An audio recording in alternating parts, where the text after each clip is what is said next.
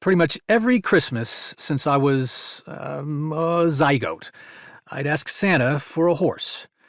And pretty much every Christmas morning, I'd look outside and see trees and leaves and grass and no horse. This went on for years. Every Christmas, the same thing, the same disappointment, the same completely valid excuse by my parents. We're a military family. We move all the time. We can't own a horse.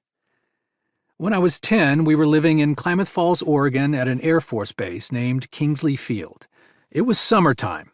Our base housing area butted up to some vacant hills and farmland.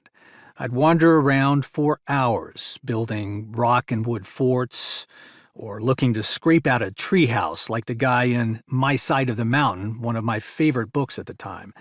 Unfortunately, there were no trees large enough and certainly no trees partially burned by a lightning strike to afford such accommodations. One day, while wandering the hills, I spotted a pasture with a small brown pony munching on his lunch. As I walked up to the wire fence, he lifted his head and started trotting over to me. He was friendly and curious and probably a little lonely. On a sudden impulse, I ducked through the fence, hefted myself onto his back, and started riding him around the pasture. Slowly at first, then faster, hanging on with nothing but a good grip on his mane. It was heaven. He seemed to enjoy it too, although, knowing what I know now about this marvelous species, he was likely just enjoying the company. Horses are wonderfully social creatures. Every chance I got, I would sneak over to that farm with an apple or carrot or a bag of Lay's potato chips, whatever I could steal from home.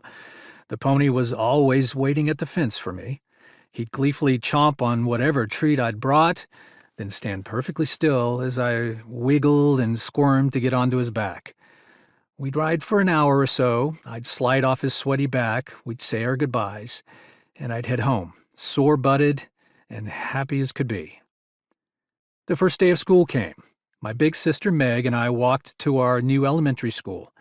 Meg was a grade ahead of me.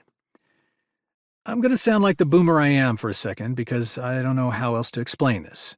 Schools today have all kinds of rules about bullies and violence and don't put your hands on Bobby. But back then, when a military brat moved into town, there was always some numbskull at every school who had to challenge the new kid to a fight.